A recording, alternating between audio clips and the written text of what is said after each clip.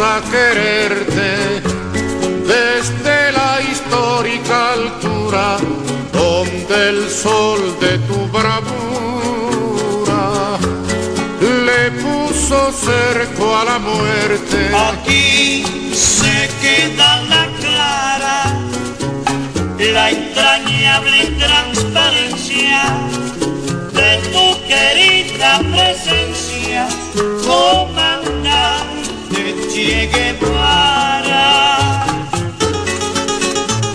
Esta es una nueva entrevista en relación a recuperar la historia, ¿no? Recuperar la historia de clase, de lucha de clase y de la pelea que sobre todo surcó la década del 70, que fue un momento muy importante en la lucha de clase. Muchas gracias, estoy con Daniel De Santis, un compañero del PRT, sí.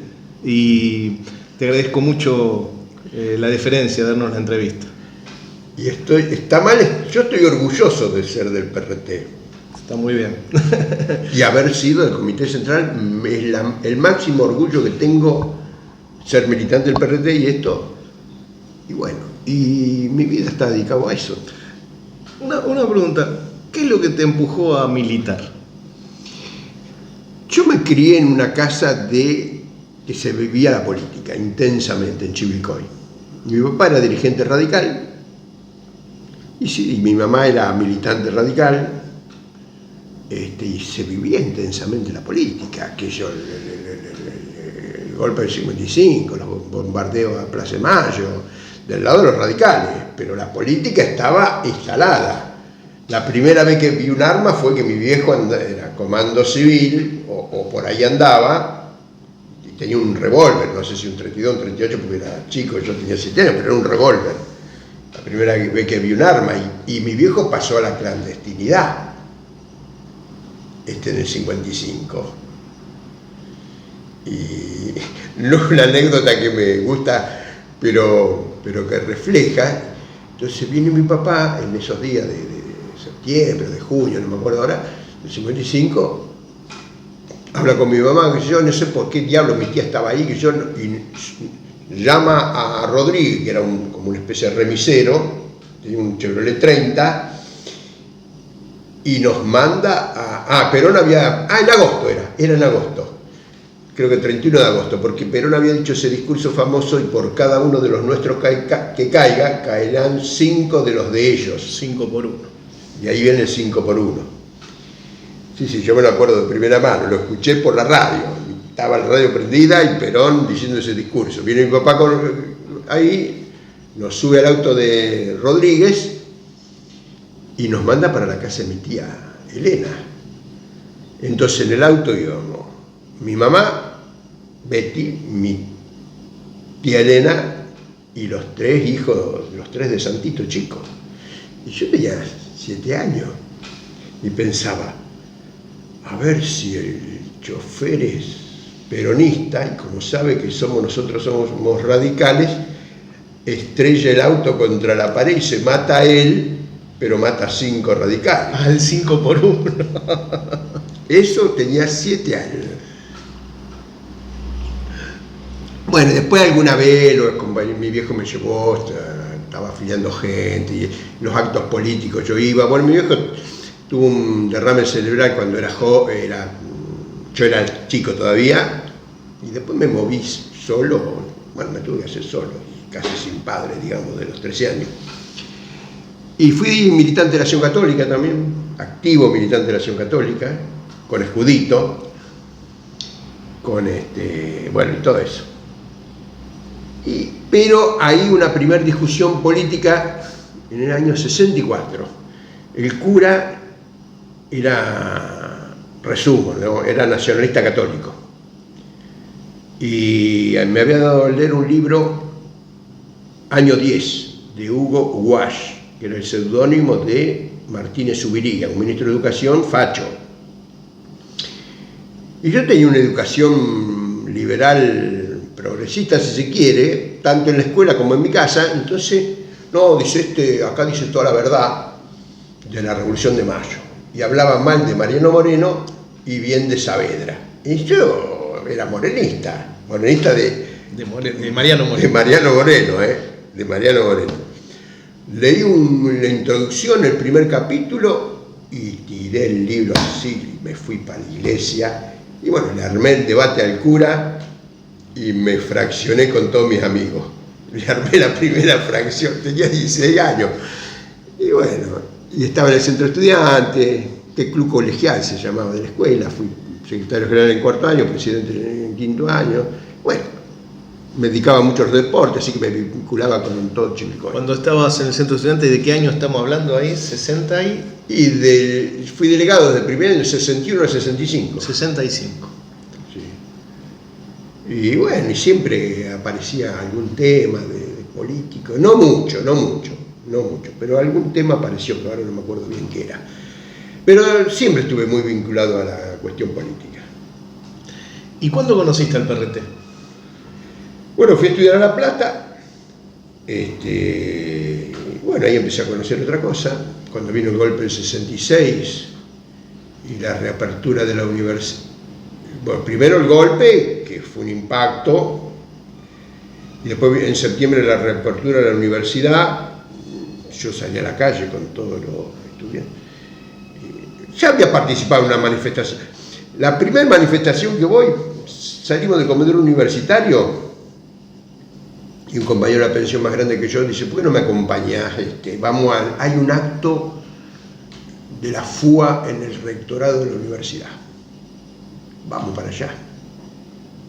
Y mi amigo al rato se fue, el compañero mío de pensión. Yo me quedé porque me interesaba. Entonces hablaba Salvarredi, presidente de la FUA del Partido Comunista. Y los peronistas le gritaban gorila. Yo no entendía, pero bueno, pero iba conociendo. Entonces salimos en manifestación. Yo estaba recién, había ingresado recién a la universidad, estaba Ilia de presidente. Y viene la policía montada y nos caga sablazo, qué sé yo, y salimos corriendo. Al comedor universitario, que era muy grande el comedor, era el único lugar a esa hora que había gente, era la noche. Vamos al comedor y bueno, ahí Salvarredi y otros dijeron discurso, que yo, a tomar la universidad. Y ahí vamos, a tomar la universidad. Entonces vamos al rectorado, en realidad, pero nosotros decíamos la universidad. Y agarran un tronco y le dan como las películas esas. Bueno, no sé, no lo pudieron abrir, qué sé yo, qué sé cuánto. Yo no conocía nada, era un pibe recién llegado, meterete, que estaba ahí. Y uno me dice, ¿me ayudás? Sí, y se mete por la claraboya y me decía, bueno, subí el picaporte, bajá el picaporte, tirá para acá, tirá para allá, y abrió la puerta. Bueno, yo lo ayudé al que abrió la puerta, abrimos la puerta. Abrieron la puerta, exactamente. Y ahí se tomó la universidad. Esa vez no nos detuvieron, no me acuerdo qué pasó ahora, porque no debe haber pasado gran cosa. Pero bueno, no, después yo me arrepentí, qué sé yo, viste, lo que había hecho. Pero después cuando viene el golpe y reabren la universidad, hubo movilizaciones todo un día completo, y yo estuve desde las 10 de la mañana que habrá empezado hasta las 6 de la tarde, sin ser militante de nada, estudiante de primer año. Bueno, y al año siguiente vi una reunión de agrupación donde estaba el hermano mayor de Horacio Ungaro, Luis Ungaro, de La Noche de los Lápices, pero el mayor. Y dije, no sé qué escucho para ir, y decir, y esto lo capitaliza el partido. Escuché que le decía, yo digo, ese era el Partido Comunista, y no fui más. Pero bueno, pero ya. Y después, ¿qué es lo que me define? Porque bueno, andaba ahí, yo andaba buscando. Estabas en la búsqueda. Sí.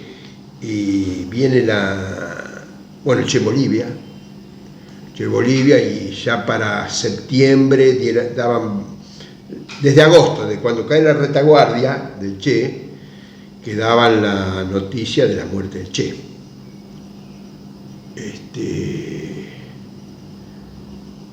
Y bueno, hasta que un día dan la muerte, por no sé, tercera, cuarta, quinta vez que lo había matado el Che, pero esa vez, no sé por qué, yo pensé que era cierto.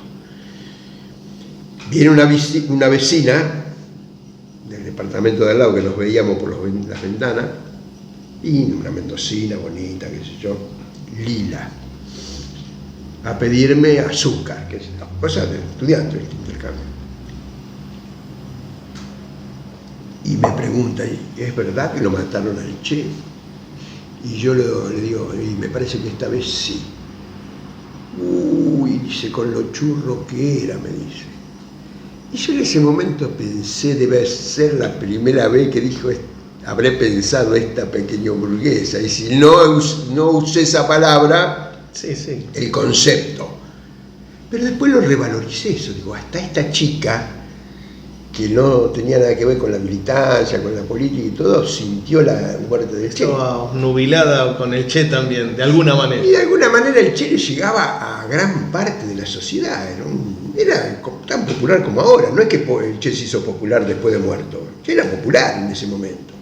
Llegamos a enero del 67, enero del 67, no, del 68, habían matado al Che en el 67, en enero del 68, viene la gran ofensiva vietnamita del Año Nuevo Lunar. Y esto es muy importante, lo que voy a contar ahora, porque tiene que ver con la conciencia. Claro, uno venía de la educación capitalista que recibimos la inmensa mayoría de los que vivimos en el capitalismo. Entonces, si bien uno iba aprendiendo cosas, las que conté ahora y otras, lo del Che, me pasaba esto. Todos los días salía la noticia de los combates en Vietnam. Entonces, vamos a suponer que un combate, bueno, siempre ganaban los norteamericanos, porque las informaciones siempre ganaban los norteamericanos, después perdieron la guerra, pero los combates... Entonces salía la noticia que habían ganado los norteamericanos y yo me ponía contento.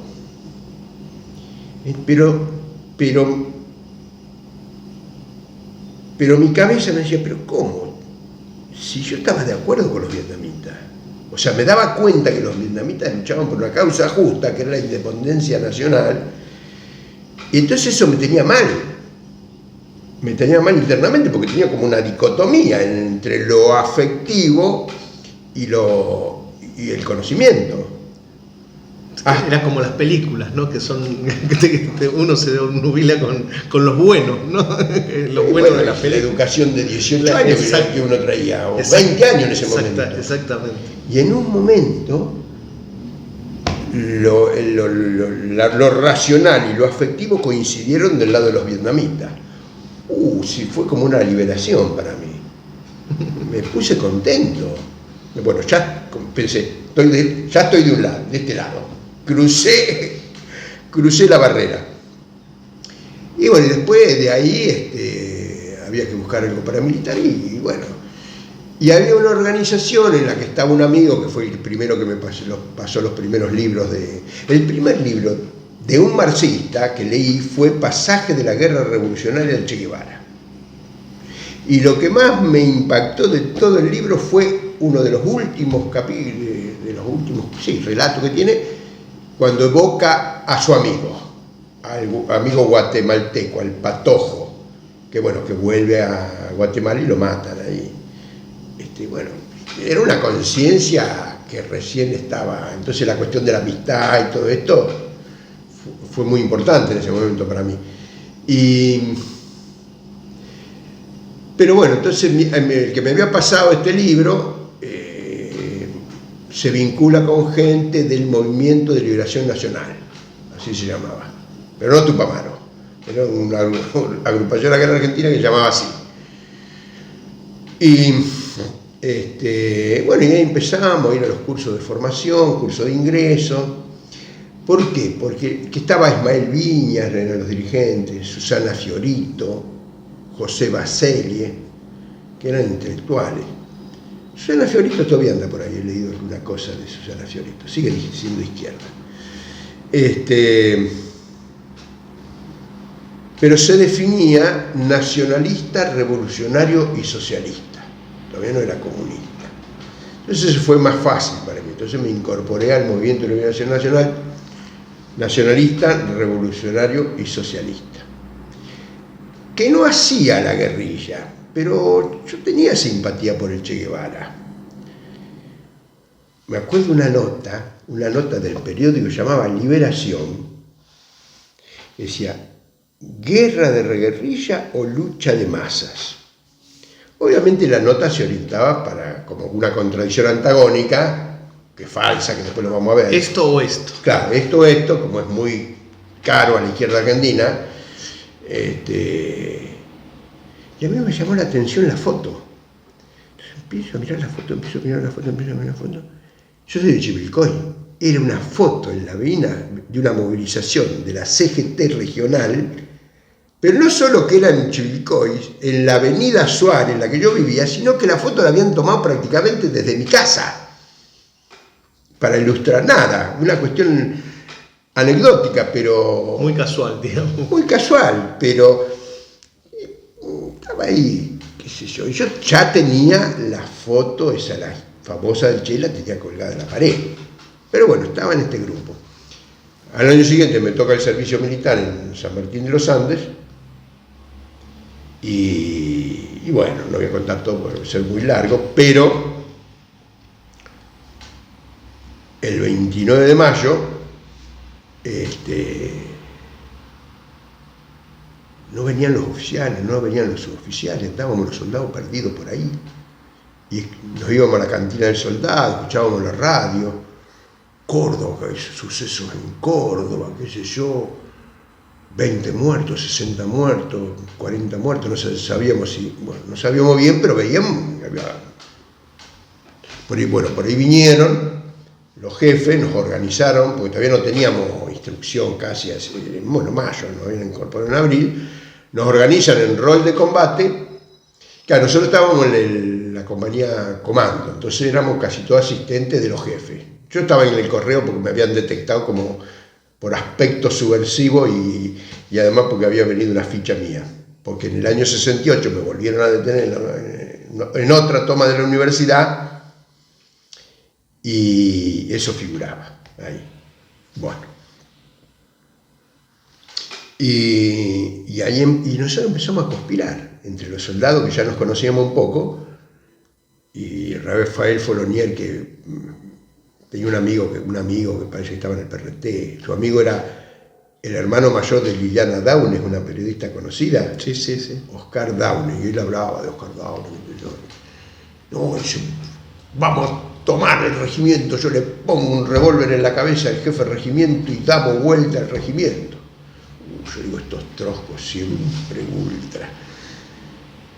Y yo pensaba, no, yo reformista, me tiro un tiro en la pata y me voy a la enfermería. No, ir a reprimir no. Y después venían los copamientos de las guardias de los cuarteles en el 69, la FAL había hecho algunos, pero cada vez iba más para el sur, había sido en Campo de Mayo, después en Bahía Blanca, después en Neuquén, y digo, ahora nos toca a nosotros, en San Martín de los Andes. Y un día estaba de guardia en el Polvorín, y se me vienen a tomar acá. Y bueno, yo me defiendo, pensé. Es que uno no toma conciencia de un día para otro de golpe. No, sí, es un camino. Es un camino que va siguiendo. Cuando salgo del servicio militar a fin de año, bueno, pero a principios del año siguiente, 1970, la organización a la que yo pertenecía se había disuelto, que tuvo una virtud, que fue que pasó el Cordobazo, el Rosariazo, y quedó en evidencia que esta organización no estaba a la altura de la nueva situación de la lucha de clases. Se disolvió. Pero un grupo de los compañeros hablaban de la tupamarización. Porque acá llegó primero la palabra tupamaro que guerrillero. Acá, incluso los diarios decían, los tupamaros que yo tomaron, no sé, tal cosa. Y no eran la guerrilla de acá, pero hasta que cuando la guerrilla se consolidó un poco se empezó a decir los guerrilleros, pero primero se decían tupamaros. Bueno, vengo y hablaban de la tupamarización. Claro, yo venía del servicio militar y me había preocupado por aprender lo más posible a manejar las armas, tirar, los movimientos en el terreno, esto es lo que nos enseñaban y yo lo aprendí. Entonces en una reunión le digo, bueno, yo les puedo enseñar lo que aprendí en el servicio militar. No me invitaron más.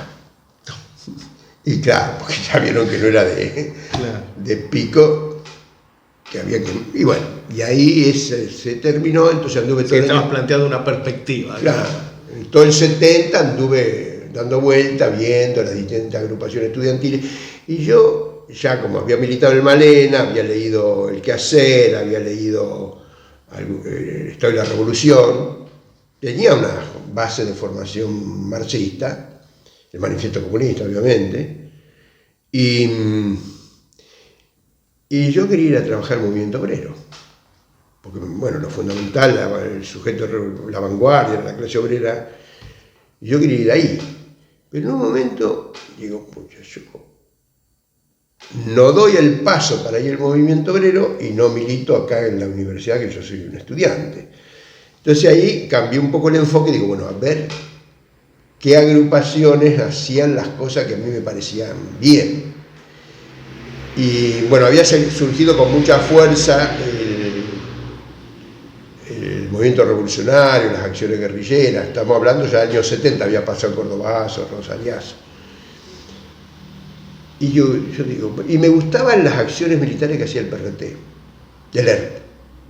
Y además que hacían trabajo en el movimiento obrero, que era un partido de la clase obrera. O sea, las dos cosas me gustaban, partido de la clase obrera y la línea operativa. Entonces empecé a tener simpatía por el PRT. Pero además, los del PRT eran trotskistas, decían. Y el trotskismo era como el medio del cuco, y yo no era trotskista, no me sentía trotskista.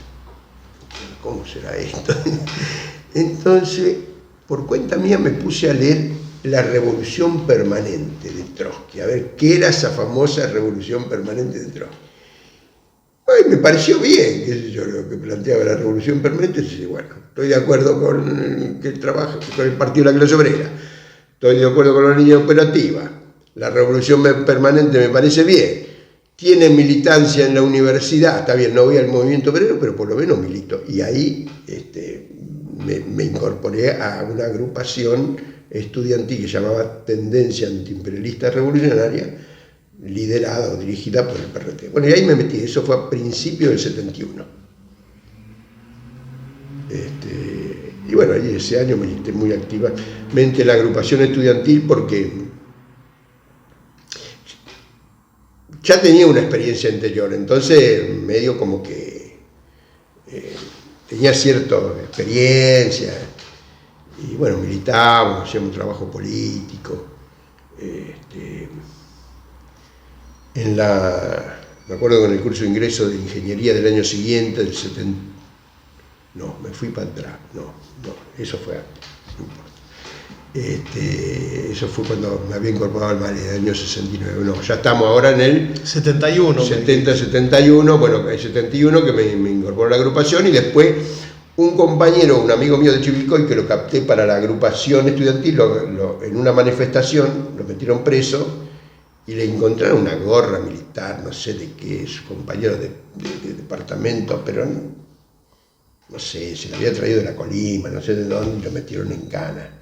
Lo llevaron a la cárcel, pero volvió, a los 15 días lo soltaron, y ahí en la cárcel había hecho contacto con los guerrilleros del ERP. Claro, porque para nosotros los guerrilleros es una cosa inalcanzable.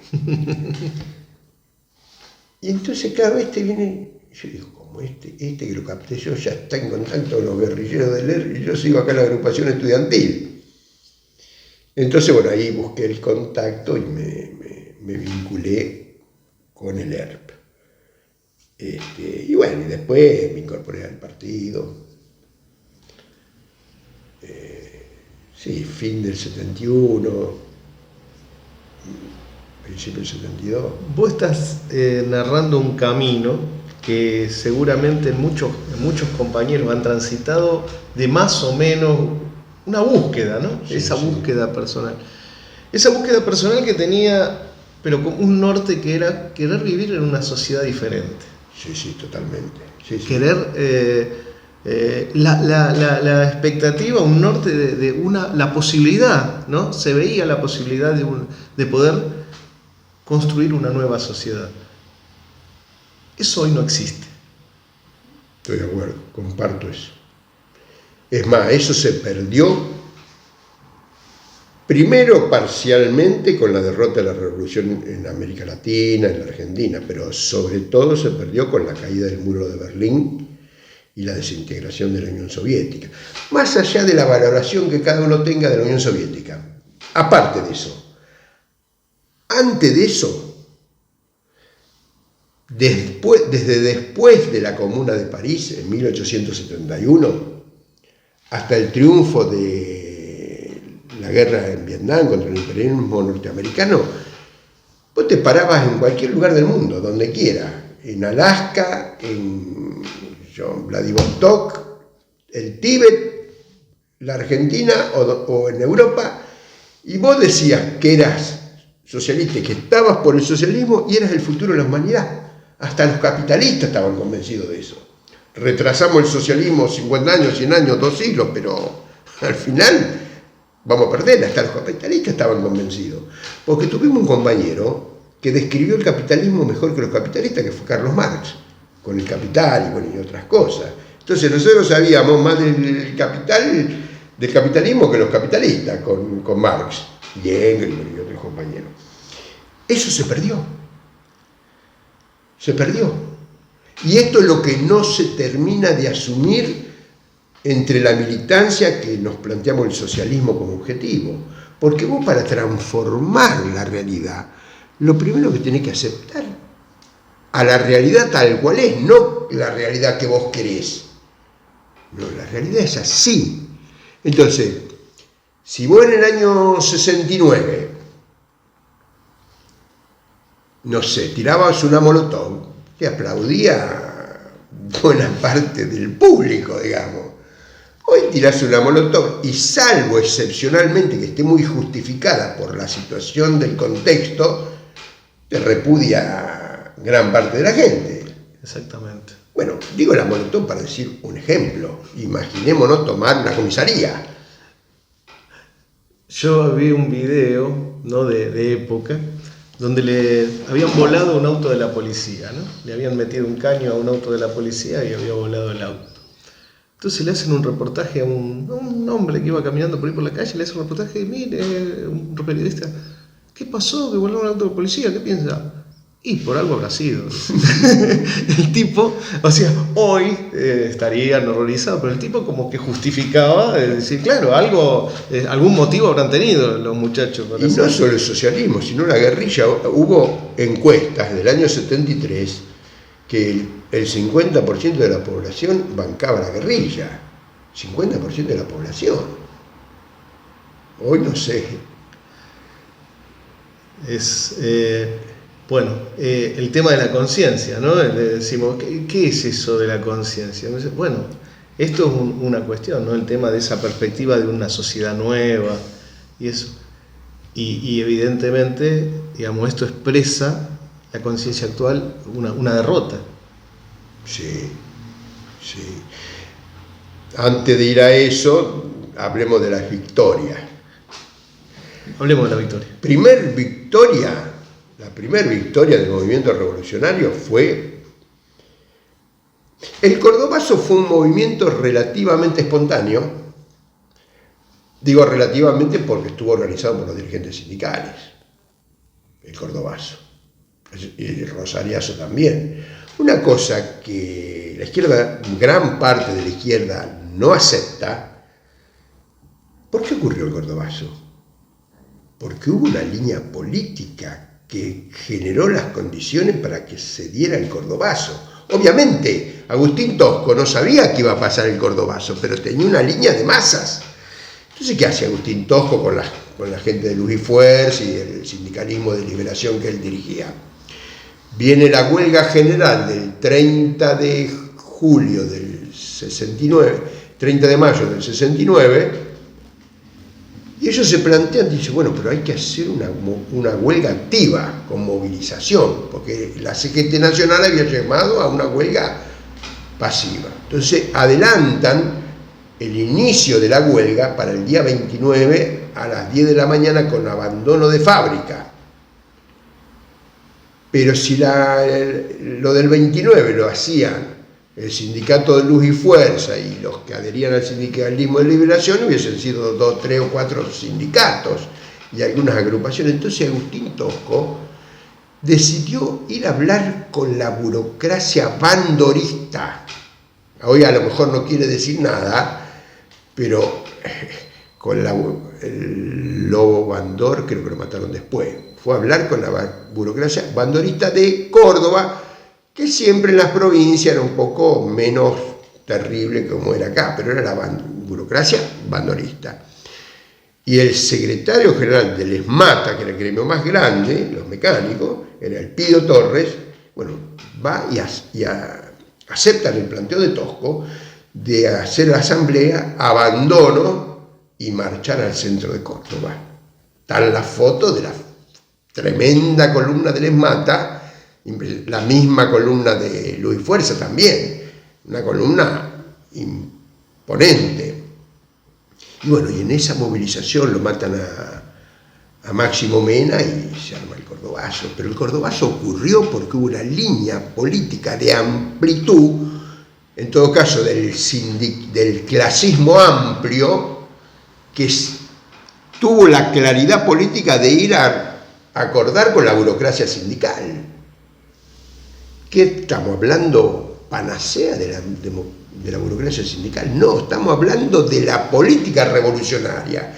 La política revolucionaria no se hace solo con los revolucionarios. La encabezan, la direccionan, le dan un norte los revolucionarios, pero tiene que actuar con las masas tal cual existen. Si no, hacemos la chiquita siempre. Saltando en el tiempo, el día que se hizo el acto de la CGT en el ministerio, no me acuerdo cuál, y en donde está el monumento a Roca, ¿te acordás? Hace poquito, ahora, cuando la gente se subió al palco. Ah, el del atril. El del atril. El acto del atril, que los muchachos de la 60 le sacaron el claro, atril. Sí. Bueno, nosotros estábamos con una corriente sindical ahí, íbamos por la avenida 9 de julio de Avenida de Mayo para el Obelisco, solo como perro malo allá. Y en un momento con un compañero nos miramos y dijimos, ¿qué hacemos acá? Vamos para donde está la gente. Claro, porque nosotros teníamos la independencia de clase, independencia de la burocracia. Nosotros no, los dirigentes de esta corriente sindical, que ni la nombro para no entrar en conflicto innecesario. No, vamos, y nosotros, el grupo nuestro, arrancamos para Plaza de Mayo. Cuando llegamos a Plaza de Mayo, nos dijeron que había quilombo, me sale, en el palco ¿y dónde queda el palco? Está allá el palco. Pero vamos. Y fuimos, nos subimos el palco. Por la parte, o sea, había una escalerita, subimos como perico por su casa, porque no había nada que sí, ya se habían escapado. Y subimos al palco. Pero vos sabés una cosa, y pusimos la bandera de la Juventud Guevarista. La habían tomado otro el palco. No, nosotros llegamos cuando ya estaba, pero seguía ahí bueno, todas las escaramuzas esas. Y en un momento un periodista de C5N venía entrevistando y medio se hizo una cola, como 5 o 6, el tipo le iba entrevistando uno a otro de los que estábamos arriba del palco. Cuando llega a mí, el tipo me hizo así, pero fue evidente que me salteó y yo con los que estaba atrás mío. Evidentemente me conocía y dije, no le vamos a dar micrófono a este guevarista subversivo. Mira, te tenían junado. Sí, hace mucho que me tenían junado. Y iba a decir, pero no, ahí también como ese clasismo puro, inmaculado, pero al margen de las masas. Vos hablabas dijiste vamos a hablar de algunos triunfos, ¿no? Sí. Del momento. Hay un gran logro que creo que les corresponde a ustedes, ¿no? Los compañeros que dieron batalla en ese momento, ¿no? Que fue poner en agenda la revolución. Pusieron en agenda la revolución, porque el estalinismo mundial estaba con la coexistencia pacífica, ¿no?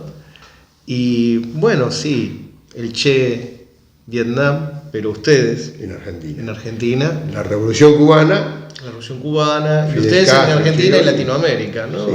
Pusieron en agenda la revolución. ¿Qué opinas sobre eso? Así empieza el documento del cuarto congreso del PRT del año 68.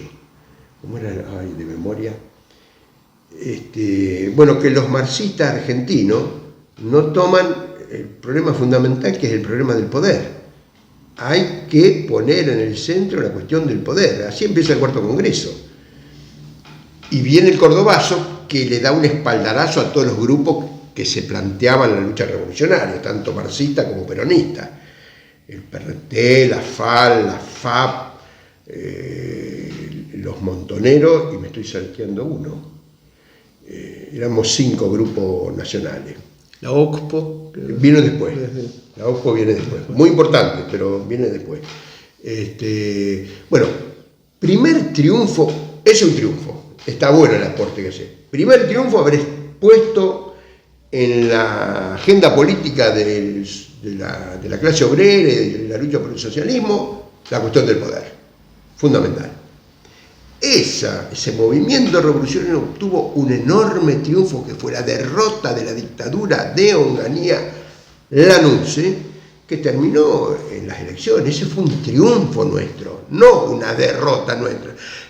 Hubo elecciones porque nosotros derrotamos a las políticas de la burguesía, que tuvieron que conceder, y la revolución opera maravilla. Mirá la maravilla que operó la revolución en ese momento, que el enemigo público número 1 de la burguesía, que era Perón, tuvo que venir a salvar el capitalismo. Le fueron a implorar al Perón para que venga. Jugaron la última carta que les quedaba, porque el otro, porque Lanuse se dio cuenta que era el dictador, el general dictador. Si mantenemos la dictadura, se viene la revolución social. Hay que descomprimir. ¿Y con quién? Con Perón, porque ya habían intentado varias veces la maniobra política y le había fracasado.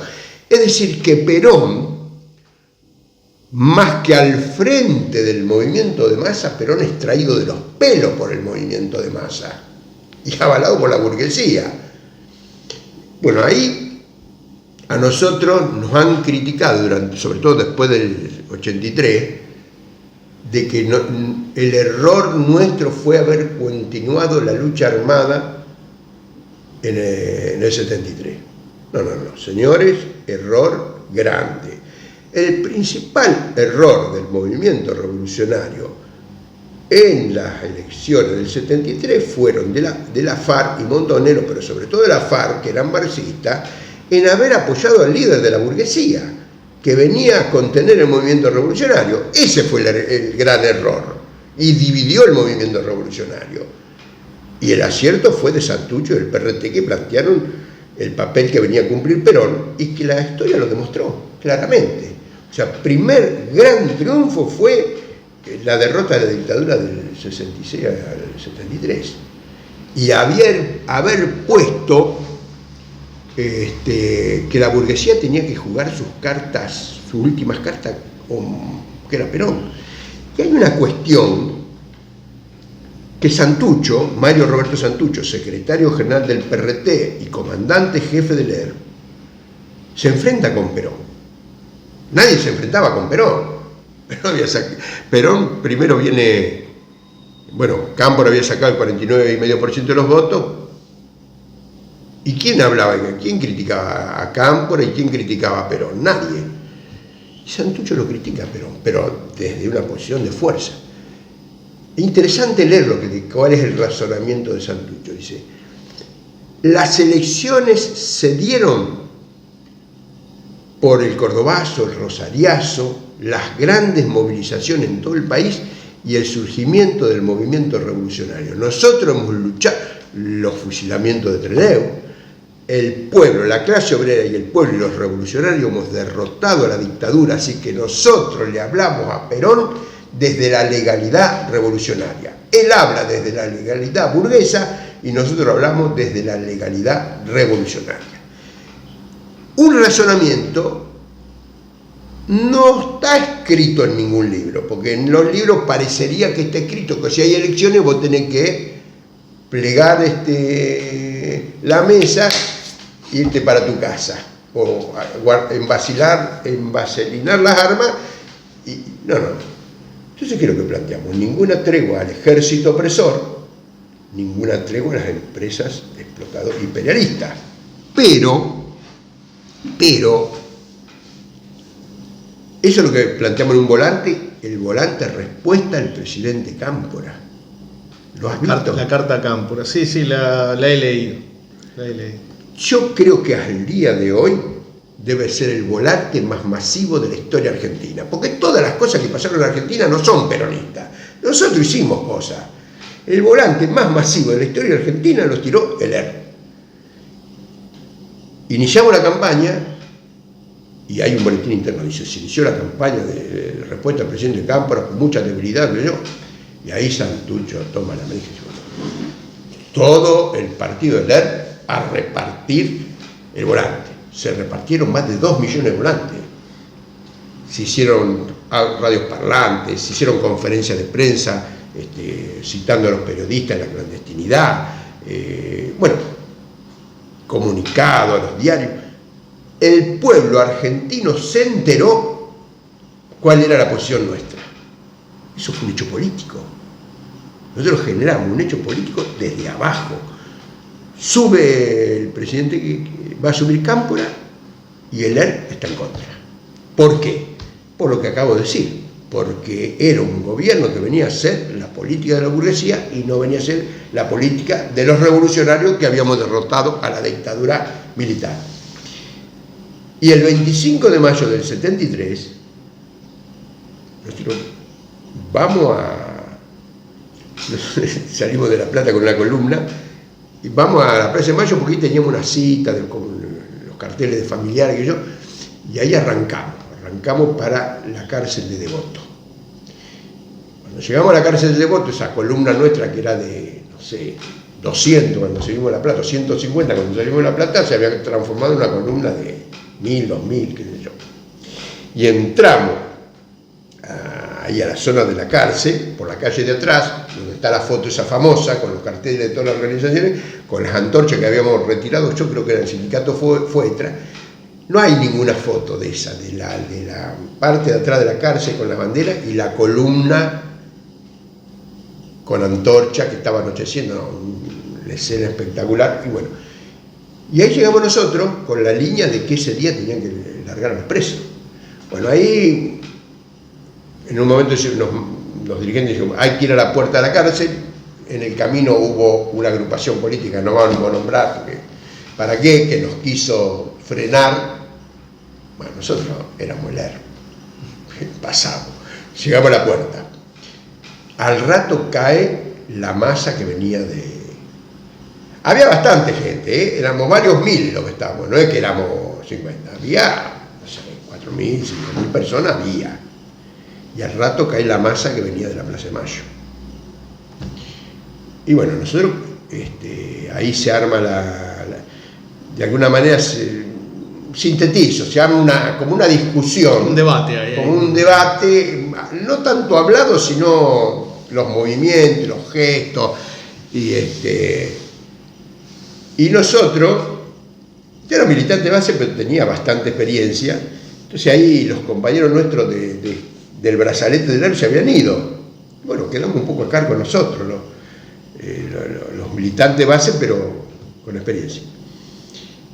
Entonces le exigimos a los diputados peronistas que había ahí, de la Juventud Peronista, que vinieran a hablarlo uno de cada organización. Bueno, también discusiones, claro, que van a venir los sobrevivientes, no, que venga uno de cada uno. Bueno, la cuestión que viene Pedro Casas Camarero, del PRT, y Freddy Ernst, en representación de Fanny Montoneros. Y se hizo una asamblea, no sé si esto lo conocés. No, así con el detalle no, yo sabía que hubo discursos y debate en relación a si había que liberar a todos los presos o una parte de los presos, si salían algunos. Esa es la discusión que estaba no en público ahí, sino de las organizaciones, días previos. esa discusión tomó forma en esta especie de asamblea popular que se arma. Entonces habla Fredier primero, bueno, el día del triunfo popular, la fiesta, el pueblo, qué sé yo, el gobierno popular va a liberar a los presos, y después habla Pedro Cases Camarero y baja la línea nuestra de ninguna tregua al ejército opresor, ninguna tregua a las empresas explotadoras, y que ese día tenían que salir todos los presos. Ovación, la masa ovacionó. Entonces Fredier pide la palabra y dice: Far y Montoneros apoyan la moción de Lerner. Esto es historia. Esto es historia, y que no me cambie la historia. Esto ocurrió así. Estábamos ahí nosotros. Estábamos muy en primera fila porque además nosotros éramos interlocutores. El Negrito López, que era un militante de la TAR de La Plata, era un poco más grande que yo, pero que nunca terminó de ingresar al partido, pero que tenía enorme experiencia de asambleas estudiantiles. Cuando pasa esto le dice a Pedro Cases Camarero, wow, los dos que estaban arriba, le dice: si ponele, no, si a las 9 de la noche no los largan, no, dice, ¿qué tenemos que hacer?, le pregunta el Negro López, y Pedro le dice: eso lo deciden ustedes. Entonces el Negro López le dice: bueno, si a las 9 de la noche no los largan, nosotros vamos a entrar. Y ovación ahí, y ahí es donde Fredier dice: Far y Montonero apoyan la moción de Lerner. Es decir, que la presión fue aprobada por ovación por el conjunto. Imagínate que la mayoría eran peronistas, o sea que la base peronista apoyó la moción de Lerner. La historia fue así. Bueno, la cuestión que ahí se generó mucha presión en la puerta esa, salieron dos camiones, dos contingentes de compañeros que ocuparon dos camiones y se fueron de presos liberados, pero ninguno era de Lerner. Y no había ningún dirigente, nadie, ahí estábamos nosotros. Entonces se armó una incertidumbre, se agarró un palo de un poste de luz y se empezó contra la puerta, contra el portón. Sí iba a tardar un poco más, un poco menos, pero se abría, porque vos te das cuenta que se iba a abrir con eso. Y cuando estábamos ahí, empezaron los tiros. Empezaron los tiros, que no se sabe bien cómo fue que empezaron los tiros, y mataron dos pibes.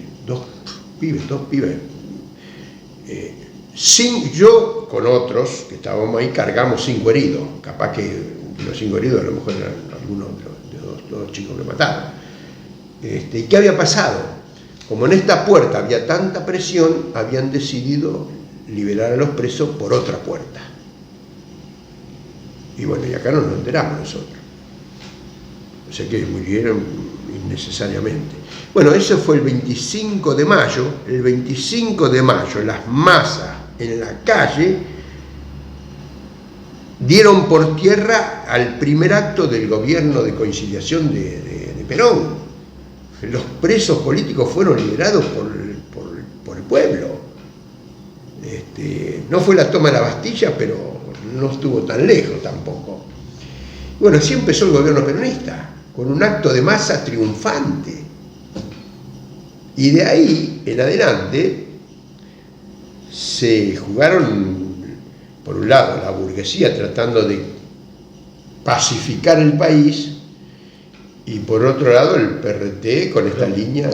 Recordemos también que el gobierno peronista empezó en Ezeiza, ¿no? Sí, pero el 20 de junio. Ah, está bien. Sí, no, pues está bien, sí, exactamente. Eso lo ha leído, Eso lo escribí, bueno, lo habrán escrito muchos, pero yo lo he escrito. El verdadero comienzo del gobierno peronista no fue el 25 de mayo, sino fue el 20 de junio. Exactamente. El 20 de junio, ¿por qué? Porque había pasado esto, el 25 de mayo. Hay un libro muy bueno, yo lo he usado mucho como guía, se llama Tiempo de Violencia y Utopía. ¿Lo has leído? No. De Oscar Anzorena, del peronismo de base, y dice, ¿cómo dice? Que Perón vino el 20 de junio y no el 25 de mayo, para no robarle el protagonismo al tío de la juventud.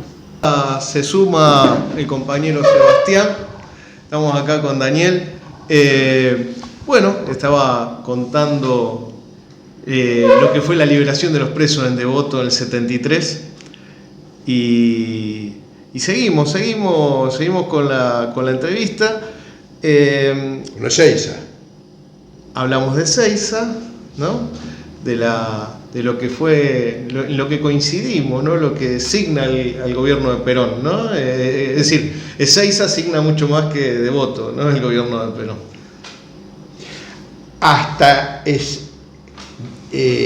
25 de mayo, incluso la asunción de Cámpora con la presencia de Salvador Allende, presidente de Chile, Osvaldo Dorticós, presidente de Cuba, el devotazo, el acto del 29 de mayo en Córdoba, donde estuvo Dorticós también. Todavía se inscribe dentro de la ofensiva iniciada en el Cordobazo y en el Rosariazo. La contraofensiva derechista comienza el 20 de junio de Ezeiza. Una fiesta popular, viene Perón ese día, una fiesta popular con 13 muertos y 300 y pico de heridos, 80 de alguna consideración, no es precisamente una fiesta popular. No fue una fiesta popular, fue una matanza, una masacre perpetrada por los mismos dirigentes del movimiento peronista. No es que vinieron los del PRO o que vinieron los militares, no, fueron los dirigentes peronistas que mataron a su propio compañero. Fue una tragedia. Bueno, ahí se inicia el gobierno peronista. La burguesía tenía la expectativa que el peronismo, con bastante certidumbre de que el peronismo iba a contener el movimiento de masas. Pero ocurrió lo contrario, el movimiento huelguístico continuó, la radicalización de los obreros industriales se aumentó, las ideas del socialismo se empezaron a extender. Yo digo, haciendo como una cosa simbólica, la clase obrera argentina en 1973, 1974, no era la clase obrera alemana donde había miles y miles de banderas rojas, pero tampoco era la clase obrera del 45, ni la clase obrera del 55, ni siquiera del 69, era una clase obrera que estaba en tránsito al socialismo. Una historiadora medio me cita y se burla. Bueno, que me digan entonces cómo puede describir, porque yo estaba ahí y nuestro partido estaba ahí en la fábrica, y eso lo percibíamos. O sea, hablar del socialismo no era hablar de una cosa que pasaba en Cuba o que pasaba en Rusia. Era lo que hablamos hace un rato, ¿no? O sea, había en la cabeza de una porción de la población la idea de una nueva sociedad, la idea de la posibilidad cierta. Estaba planteado eso. Y bueno, pero esto no quiere decir que... Porque hay un error, por ejemplo, dice, hay tanto los peronistas como las izquierdas antiperonistas, dice, hay que desperonizar al peronismo. Nosotros teníamos otra visión de las cosas. Nosotros tenemos que ser un partido de lucha de la clase obrera y plantear un claro camino de lucha. El que quiera luchar, si nosotros somos mejores luchadores y orientamos mejor la lucha que la otra agrupación peronista, la gente va a tomar las ideas nuestras y en ese camino, bueno, será peronista, no le importa con qué bandera venga. Lo importante es que venga a luchar en contra del capitalismo. Esa es la concepción del PRT. Y fuimos eficientes nosotros, y fuimos exitosos, porque nuestro objetivo era construir el partido en las grandes fábricas. Y nosotros construimos el partido en las grandes fábricas, en las fábricas automotrices, en Córdoba, todas las fábricas automotrices, en las metalúrgicas, en las siderúrgicas, acá en Buenos Aires, en la Ford, en la General Motors, los Metrotamen, Villa Constitución. en Villa Constitución, el principal, la mayoría de los dirigentes de la UON de Villa Constitución eran militantes del PRT. Es decir, que nosotros fuimos exitosos. Y el movimiento huelguístico, en lugar de plancharse, se multiplicó.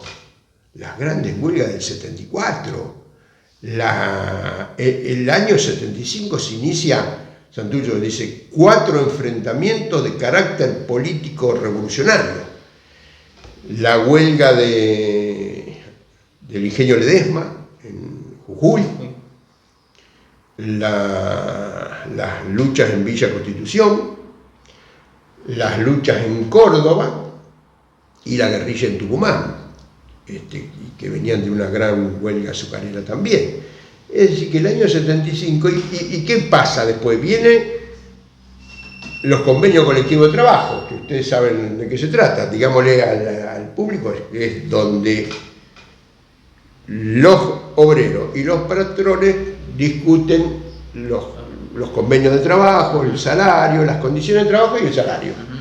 Bueno, eso históricamente generó grandes movilizaciones obreras, pero acá aparece una novedad. Además de la CGT, se estaba formando la Coordinadora de Gremios en Lucha, es decir, una dirección clasista en el movimiento obrero y revolucionaria. En su mayor parte, o por lo menos la parte protagónica, que era la que marcaba el ritmo, estaba dado por los militantes de las organizaciones revolucionarias. En Córdoba, el movimiento sindical de base, con el sindicalismo de liberación de Agustín Tosco, el movimiento sindical de base nosotros, con el Hugo Castelo, cuadro importantísimo del PRT, que llegó a ser miembro del grupo político, el sindicalismo de liberación de Tosco, bueno, fueron una fuerza importantísima para las luchas que se dieron en junio y julio del 75. Fote en Tucumán, ¿no? Fote en ese año, Fote andaba más por acá, en el 75 estaba muy perseguido, muy perseguido. Pero bueno, en Tucumán sí había de la trayectoria de Fote importantísimo, Fote, dirigente azucarero, diputado obrero, guerrillero urbano, guerrillero rural, fundador del sindicato Citrícola, viejo pillo, en La Hora de los Hornos, ¿la vieron? No. Una película que hizo Pino Solana, lo entrevistan y lo presentan como un militante del peronismo revolucionario. Y no dijo nada. No, pero era del partido, era del Comité Central del Partido, Leandro Fote. Y después acá en Buenos Aires, yo digo, porque se dan las jornadas de junio y julio del 75, que se pueden describir de muchas formas. Una de las formas que se puede describir es que el cordobazo llegó a Buenos Aires. Sí. Estás hablando de las jornadas que se dieron contra el Rodrigazo, sí, en el cordón de zona norte del Gran Buenos Aires, las coordinadoras, ¿no? Sí, zona norte, que las estudia muy bien Héctor Lobe, no sé si han leído su libro. Fernández Lobe, sí. Que se llama La guerrilla Fabril. Bueno, en esas movilizaciones que fueron en todo el país, la columna norte estaba encabezada por los obreros de la Ford. ¿Quién saca a la calle o quién encabeza la salida de la calle de los obreros de la Ford? El preciso Kremer, joven militante del PRT, muy bien asistido por Benito Urtiaga, un hombre del buró político del PRT que era el buró político. Dirigía toda la parte de inteligencia y contrainteligencia. Estaba a cargo de las 3 regionales de Buenos Aires y en particular, como no había trabajado en fábrica, el partido le había dado la tarea de trabajar sobre Ford.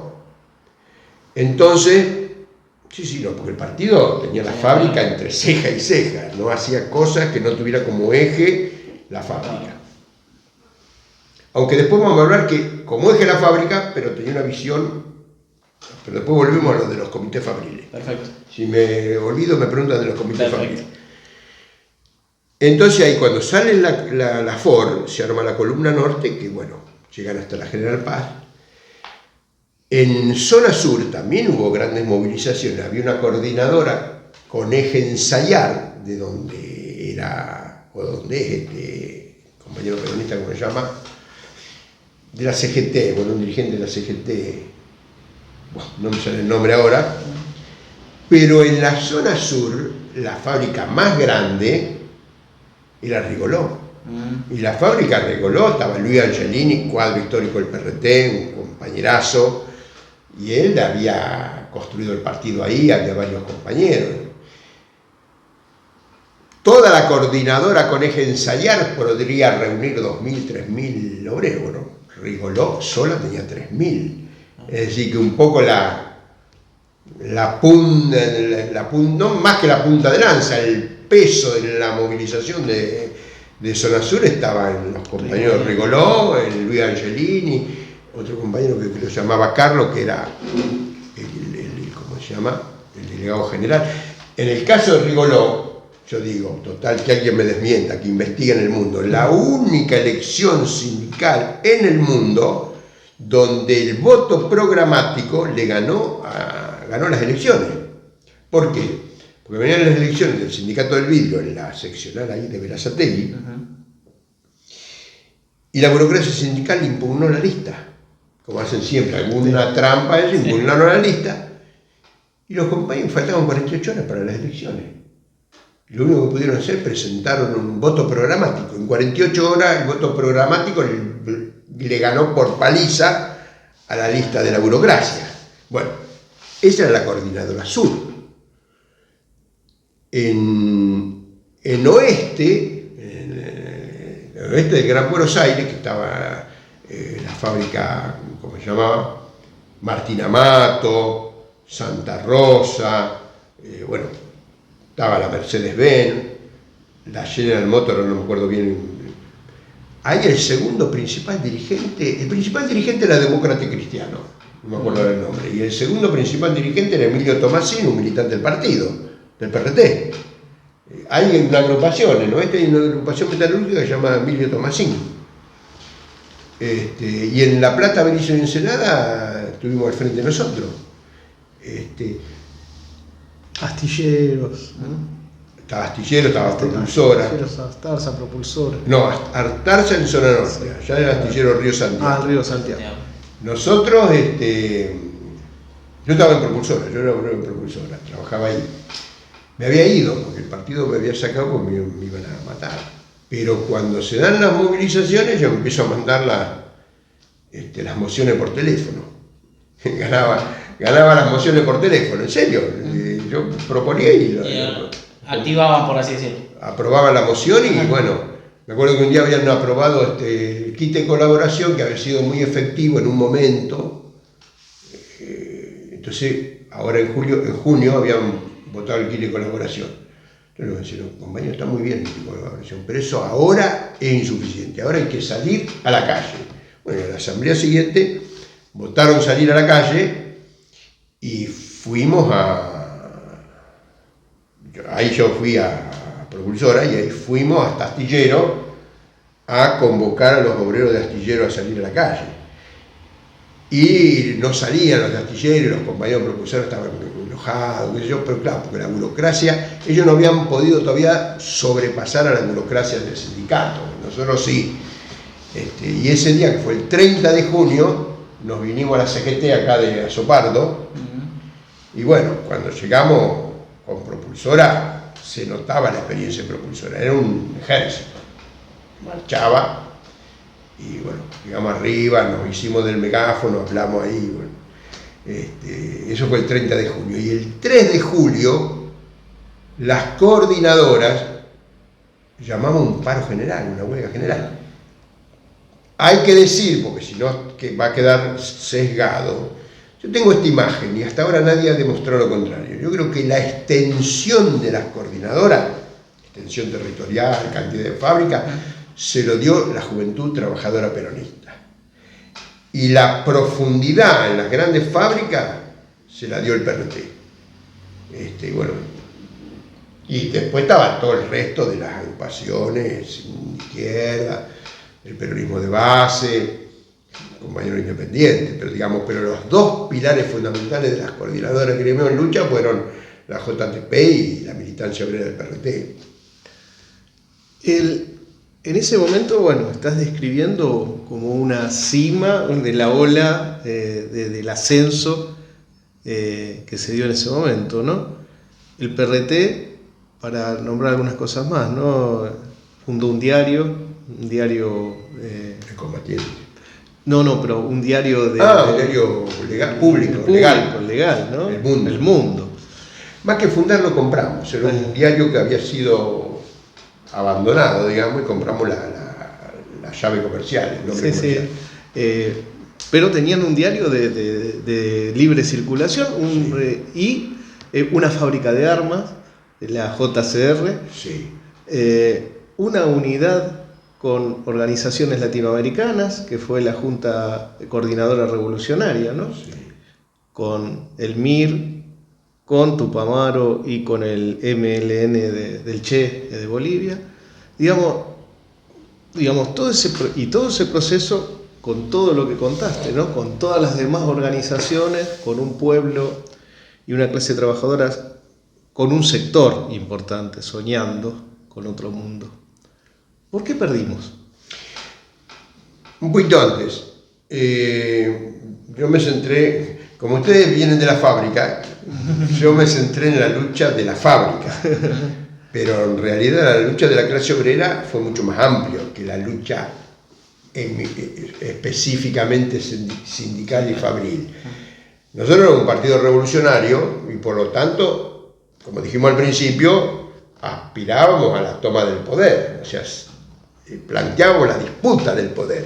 Entonces, dentro de la disputa del poder, una de las cosas que el otro día Cristina hizo referencia, nosotros le disputamos el patrimonio de la Fuerza Armada a la burguesía. La burguesía quiere tener, digamos, la exclusividad, la hegemonía de la fuerza. Bueno, acá empezó a estar en disputa. Primero la calle, y eso en general está siempre en disputa. Una cosa que el pueblo argentino, la clase obrera argentina, más o menos, todavía mantenemos cierta presencia en la calle. La calle, en cierta medida, también es nuestra. Pero además de eso, empezamos a disputar los ritmos de producción en la fábrica y además el monopolio de la Fuerza Armada, haciendo desde pequeñas acciones hasta grandes acciones, desde reparto de leche, reparto de carne, reparto de juguetes, desarme de un policía individual, toma de comisaría y después toma de cuarteles. Nosotros llegamos a hacer 8 tomas de cuarteles. 8 tomas de cuarteles de el tamaño de regimiento, 800 soldados, o batallón, 600 soldados, es decir, que no eran cuartelitos de 2x2. De esas 8, 3 fueron totalmente exitosas, 2 en Córdoba y una en San Lorenzo, que fue el segundo combate. El primer combate de San Lorenzo, San Martín, y el segundo combate de San Lorenzo, el ER. Esas 3 salieron impecables. En San Lorenzo, además de salir impecable, porque las otras 2 fueron prácticamente, copamos los 2 cuarteles y no hubo resistencia. Acá en San Lorenzo sí, que incluso no era un cuartel solo, era una guarnición, que eran dos cuarteles. Y organizaron la defensa. Y ahí se armó el combate, y en combate abierto nosotros derrotamos la defensa del ejército y nos llevamos todas las armas. El jefe de esa guarnición, el coronel Carpani Costa, que había sido el jefe mío cuando hice la Colima en el 69, hay que decir la verdad, el tipo cayó en combate. El tipo se jugó y salió al frente de sus hombres y bueno, cayó combatiendo. Porque hay que... nobleza obliga. El enemigo combatió. Pero bueno, el ERP se impuso y se llevó las armas. Después hicimos dos acciones que podemos decir de alguna manera que fueron un empate. Una es la toma de la guarnición de Azul, el regimiento, creo que 6 de infantería y el regimiento C10 de tanques, que eran las unidades de élite del ejército argentino. No es que eran eran las dos principales unidades del ejército argentino. Le tomamos el cuartel. No nos pudimos llevar las armas porque bueno, se armó el combate, cayó el jefe ahí también, cayó el jefe del coronel, nos llevamos detenido al segundo jefe, un teniente coronel, y bueno, el grueso de la fuerza nuestra se pudo retirar y secuestraron 2 compañeros que los mataron, y otros compañeros fueron presos. Y además, los jodidos de los milicos, en un galpón había quedado la mujer del coronel y los compañeros le gritaron, está la mujer del coronel Gay, creo que se llamaba. Y tiraron lo mismo, la mataron ellos. La mataron los milicos a la mujer del coronel. Bueno, 7, de cuando 3, 5.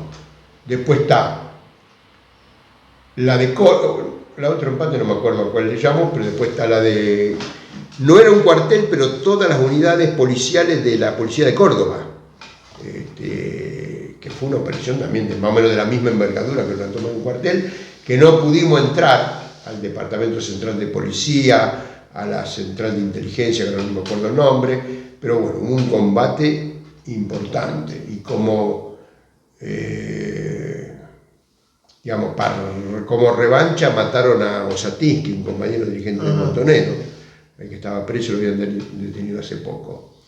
Y después sí, tuvimos una gran derrota en Monte Chingolo. Monte Chingolo que fue a fin de... En el viejo bueno. En el viejo bueno, en diciembre del 75.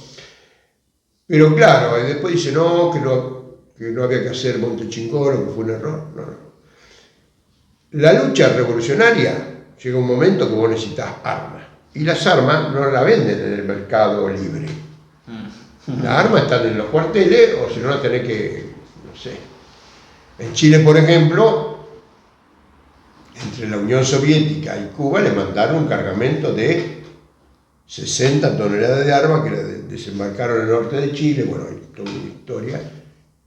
Nosotros, solito mi alma, porque no nos mandaron de la Unión Soviética ni nos mandaron de Cuba, fuimos a tomar un cuartel donde había 20 toneladas de armas y organizamos una movilización de 300 combatientes, 82 adentro del cuartel y el resto en todas las contenciones y después el transporte de las armas y todo eso. Fue una gran acción delatada por un infiltrado y bueno, que fue una gran derrota. Tuvimos entre 55 y 57 compañeros muertos, la mayoría asesinados después del combate. Pero de todas maneras no fue una derrota estratégica, porque la estructura nacional del partido y del ejército se mantuvieron. Nosotros en ese momento, para el momento del golpe, hay un informe, porque hubo una reunión del Comité Central el 29 de marzo, donde Domingo Vena, que era el secretario responsable, le decíamos nosotros, o secretario de organización, había armado un informe. Dentro del informe estaba el organigrama de la organización, que teníamos 1.654 militantes, nosotros le llamábamos el compañero entregado de cuerpo y alma a la revolución, que militaba todo el tiempo. Trabajaba, pero digamos, el centro de su preocupación era ser militante. Después teníamos 300, y éramos todos combatientes, esos 1.654 éramos todos combatientes. ¿Por qué? Porque todos los militantes del partido éramos combatientes de la época.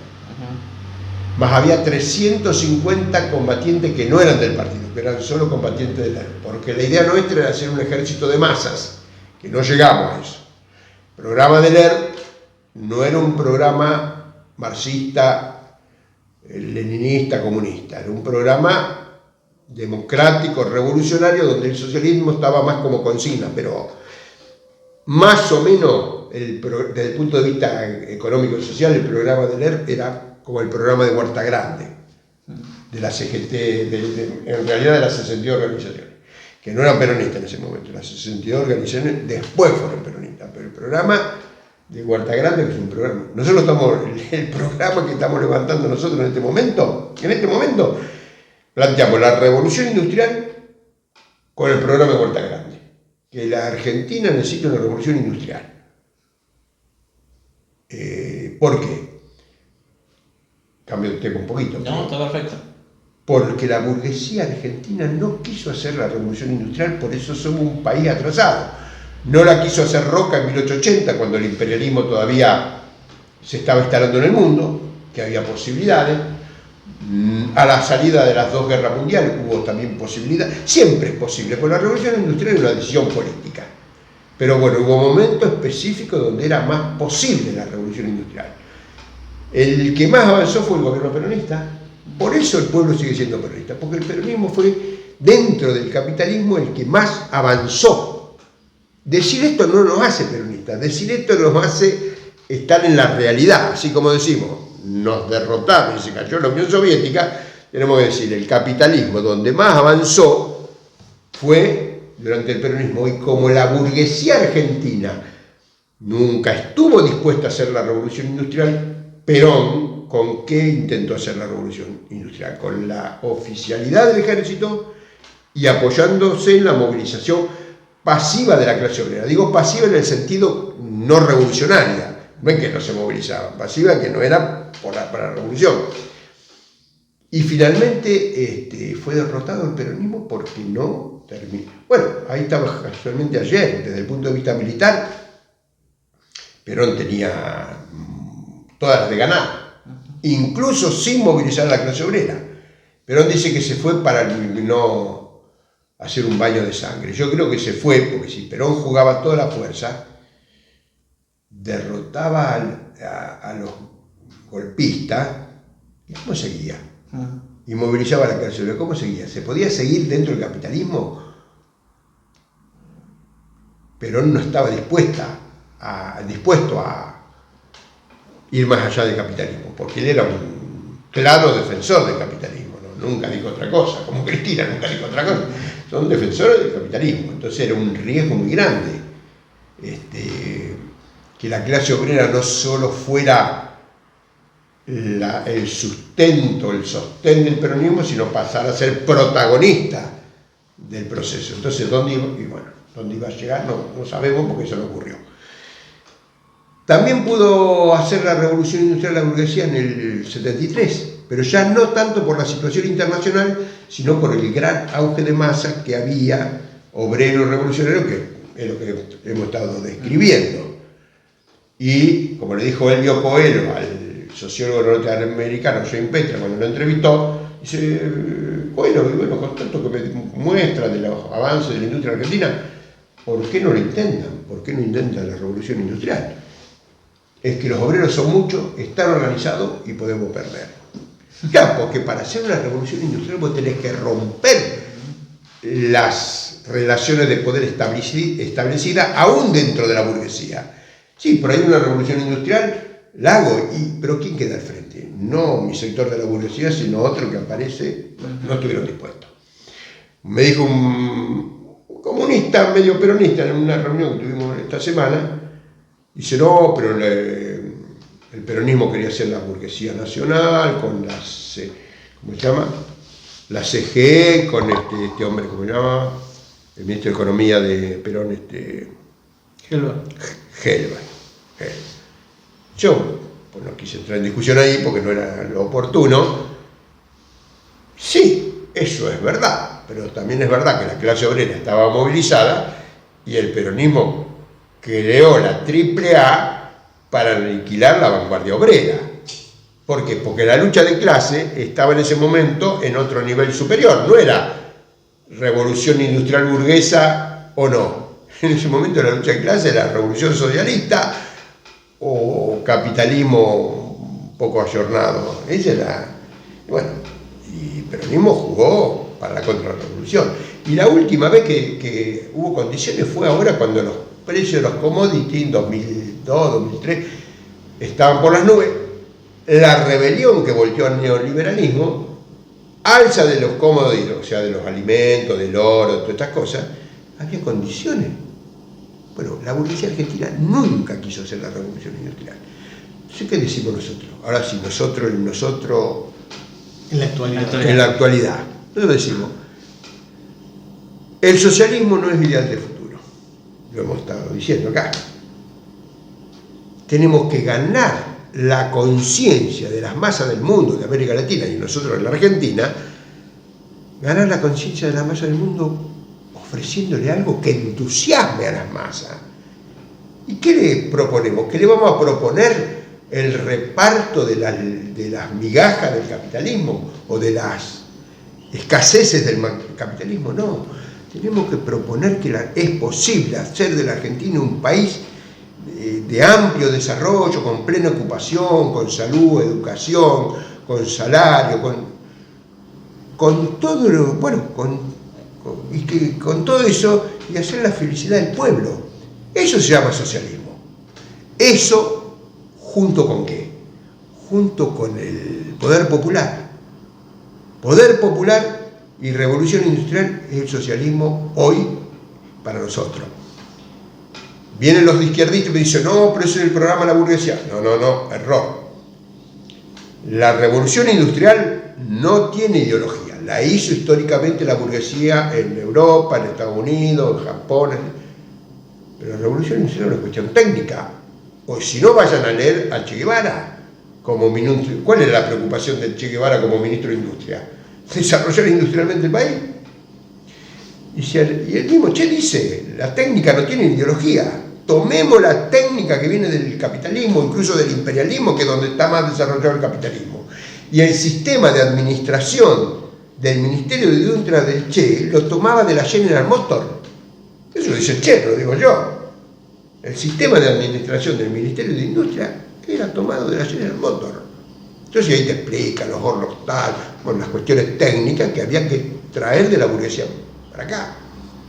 A Lenin, en el año 20 le preguntan, ¿qué era el socialismo? En una respuesta bien pragmática, Lenin dice, el socialismo es la electrificación del país y el poder soviético. Bueno, nosotros decimos, ¿qué es el socialismo hoy? La revolución industrial y el poder popular. O el poder del pueblo, porque popular es una palabra más difícil, el poder del pueblo. Obviamente con todo el trabajo de la transformación de la conciencia, combatiendo la conciencia individualista del capitalismo y suplantarla por una conciencia solidaria, socialista. Y el resumen de la revolución industrial es el programa de Huerta Grande. ¿Por qué el programa de Huerta Grande? Por eso hacemos política. La clase obrera tiene que hacer política. El partido de la clase obrera tiene que hacer política. Sí. Primero que está bien, las medidas son correctas. Lo aprueban las 62 organizaciones, las regionales de las 62, organizaciones del año 62, de las 80, de las organizaciones 82 eran, en el año 62. El programa está bien, ningún peronista que se precie puede relinchar porque levantamos el programa de Huerta Grande y nosotros lo incorporamos como, no sé, como estandarte de la revolución industrial. ¿Por qué? Porque queremos que toda la clase obrera y todo el pueblo argentino marche en el camino de la revolución industrial, del poder popular, es decir, del socialismo. Eso es el socialismo hoy. Si no, ¿qué es el socialismo? Es interesante. Es interesante escucharte, ¿no? Uh-huh. Escuchar todo este camino de la lucha por la conciencia. Es que la gente, los trabajadores, las trabajadoras, piensan muy diferente a nosotros, ¿no? Cuando hablo de nosotros, hablo de los que queremos vivir en un mundo diferente. Hoy las grandes mayorías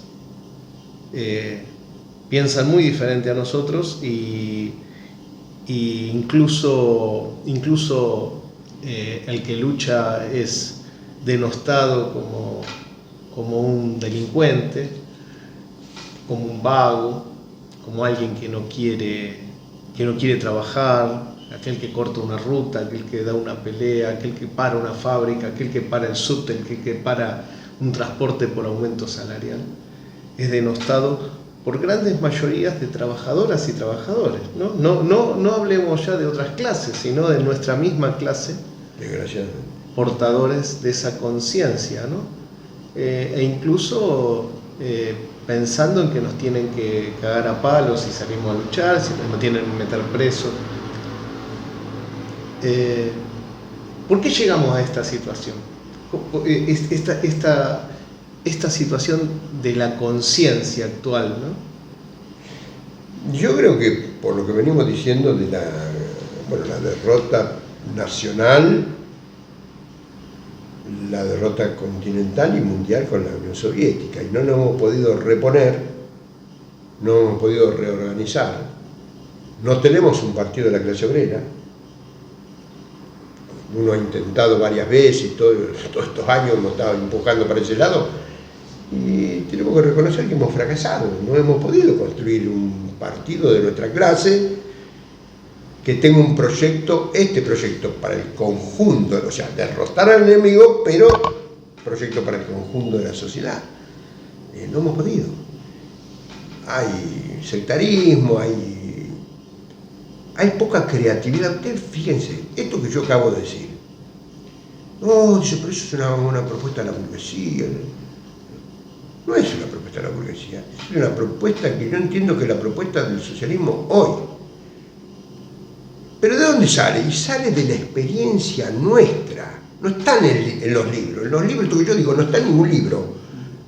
Pero lo saco de... Uno fue y es militante, estuvo en la fábrica, es marxista, estuvo peleando acá. Entonces vos tenés que recrear todo lo que aprendió la clase obrera y el pueblo para traerlo a la actualidad y elaborar una propuesta política. ¿Cómo vamos a entusiasmar a esos compañeros que vos decís que nos quieren cagar a palo si nosotros le ofrecemos 6 horas de trabajo? ¿Quién va a querer trabajar 6 horas de trabajo? La gente quiere trabajar 14 horas para ganar más. ¿O alguien se cree en la fábrica que si va a trabajar 6 horas le van a pagar más que ahora? Yo creo que es una consigna equivocada. No sé, por eso revolución industrial, 8 horas de trabajo y alto salario. ¿Y de dónde sacamos los recursos? Los recursos están en la economía argentina. ¿Por qué? Porque la economía argentina está basada en el endeudamiento externo, sobre todo a partir de la dictadura militar. Y el que llevó a su máxima expresión eso fue Menem. Claro, en la época de Menem se notó menos, porque tomó menos endeudamiento, que tomó mucho, porque vendió lo que se llamaba en aquel momento la joya de la abuela. Vendió la fábrica, la aerolínea, la empresa del Estado. Bueno, que después el que se tuvo que hacer cargo del puerto fue de la Rúa. De la Rúa inútil de la Rúa porque siguió haciendo lo mismo que el otro, que ya estaba agotado ese proceso. Igual que este otro estúpido del presidente que tenemos ahora. Otro de la Rúa por carácter y por acción política, otro de la Rúa, porque sigue haciendo lo mismo que agotó Macri. No, hay que cambiar, hay que hacer una economía no basada en el endeudamiento externo, sino en el ahorro interno. ¿Y de dónde salen los recursos para el ahorro interno? De 2 lugares. La mitad de lo que produce la economía argentina, la mitad, es mucho. ¿En qué se va? En gasto improductivo, por fuga al exterior, pero más todavía por gasto suntuario de la burguesía. La burguesía vive en época como esta, de inestabilidad económica, aumenta el gasto suntuario y disminuye, aumenta la fuga al exterior y disminuye el gasto suntuario. En época de estabilidad capitalista disminuye la fuga y aumenta el gasto suntuario, pero la suma más o menos se mantiene en el 50% de la economía. Entonces, ¿qué hay que decir? Medidas para cortar la fuga. Nacionalizamos el comercio exterior y la banca. El control de dónde va la plata lo tenemos nosotros, el gobierno. Necesitamos la renta agraria, reforma agraria. nacionalizar los bancos, y después tenés que captar la renta petrolera minera. Entonces, de ahí salen los recursos. Bajar el gasto suntuario de la burguesía a la mitad. Todo no se puede porque es mucho, pero a la mitad.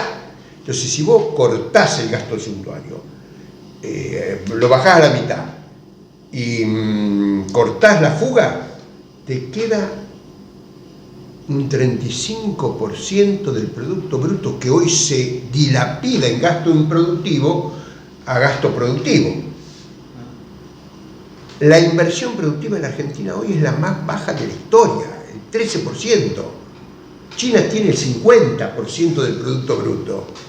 Entonces, Argentina crece o no crece porque invierte a tasas argentinas. China crece a tasas chinas porque invierte a tasas chinas. Parece un juego de palabras. Sí, ¿Se entiende? Se entiende. Lo mismo la India invierte más del 40%. Los países desarrollados de Europa, que están ahí establecidos, pero andan arriba del 30%, el 35%, Argentina el 13%. Bolivia ha crecido mucho más que nosotros. Entonces hay que revertir, pero bueno, para eso se necesita gran fuerza política, se necesita hacer una revolución de carácter social y antiimperialista, porque también hay grupos de izquierda que dicen que no le dan bola a la presencia del imperialismo, pero ¿cómo no vamos a luchar contra el imperialismo si lo que pasa en Argentina? Yo vengo de Chile, cosita más, cosita menos, el proyecto económico en Chile es igual, economía primaria basada en la exportación del cobre, de la madera, bueno, acá también, explotación primaria, alimentos, oro, porque el oro es importante acá, oro, petróleo, ahora el Shell que van a sacar van a hacer un gasoducto, quieren hacer un gasoducto desde Vaca Muerta al mar. ¿Y saben qué hay al lado de Vaca Muerta? La base norteamericana. Está todo programado, es toda una programación del imperialismo. En Argentina, en Chile, en Uruguay, en Brasil, en todos lados. Entonces la lucha es contra el imperialismo y contra el capitalismo. Sí. Ese poder popular, ¿no? Ese poder popular necesario para llevar adelante esa revolución, esa misma revolución que soñaban compañeros de los 70, que soñaste vos. Seguimos soñando, y que seguimos militando. Y que seguimos más soñando. viejo, más... pero seguimos. ¿Cómo lo construimos? Bueno, uno intenta todos los días. Yo, ¿cómo lo veo ahora? Claro, tenemos el FIT. Y uno puede tener una valoración, pero bueno, yo lo veo con limitación. Tiene una política medio clasista, que lo hemos criticado acá el clasismo. Pero bueno, vos llegaste recién, pero bueno. No importa. Porque puede tener una política mucho más amplia. La táctica de clase contra clase siempre fracasó. La levantó la Tercera Internacional en los años 20. No prosperó la táctica de clase contra clase. La historia argentina enseña cómo es la lucha en la Argentina. Si uno toma las tres últimas grandes movilizaciones de masa, Cordobazo y las de esa época, el Rodrigazo y la rebelión. El Cordobazo fue obrero y popular. El Rosariazo, si se quiere, fue más obrero que el Cordobazo. Pero ¿por qué el Cordobazo suena más? Porque fue obrero y popular. Porque la clase obrera lideró al conjunto del pueblo. Entonces las dos clases fundamentales, las dos clases que conforman el pueblo argentino, la clase obrera y la pequeña burguesía, actuaron en conjunto liderados por la clase obrera. Y como además la clase obrera actuó como clase, todo eso proyectó una política, 10 años de política revolucionaria. El Rodrigazo fue una movilización obrera, porque los sectores intermedios de la clase obrera y la pequeña burguesía habían sido neutralizadas por la represión, por la política del peronismo. Eso me olvidaba, el peronismo no nos derrotó, segundo triunfo, la clase obrera con la política revolucionaria derrotamos al intento peronista, porque nosotros derrotamos al peronismo y a Perón. Pues, no, compañeros, ¿quién derrotó al peronismo? La clase obrera movilizada, y la culminación de la derrota del gobierno fue el Rodrigazo. Ahora, el Rodrigazo tuvo una limitación, fue obrero solo. Le faltó el acompañamiento de los demás sectores populares. Por eso la grieta es contrarrevolucionaria. La grieta es contrarrevolucionaria. Ahora vuelvo.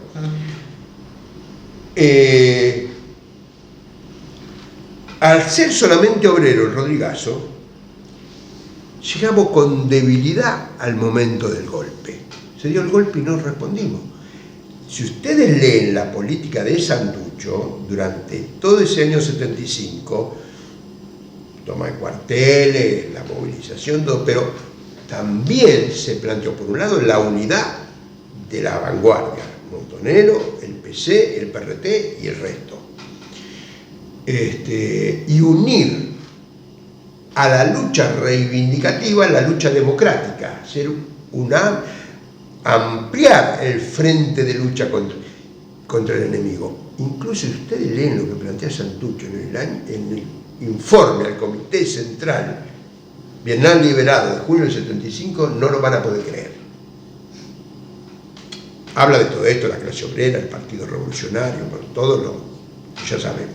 Pero dice, pero en este momento hay un enemigo principal que es el intento fascista de López Rega, que había sido derrotado, pero bueno, después estaban los militares. Entonces tenemos que unir todo el mundo que esté por la democratización, todo junto. Habla, dice, incluso sectores de la burguesía liberal, incluso sectores de la burocracia sindical. ¿Por qué? Porque la clase obrera estaba empoderada, iba a decir que no me gusta esa palabra. La clase obrera era protagonista del proceso político, entonces podía caudillar a esos sectores que por H o por B, por distintas razones, dentro de la burguesía no estaban con el fascismo o con la dictadura militar. Entonces, cuando la clase obrera tiene fuerza, es como en la locomotora. Cuanto más fuerte la locomotora es, más vagones puede enganchar.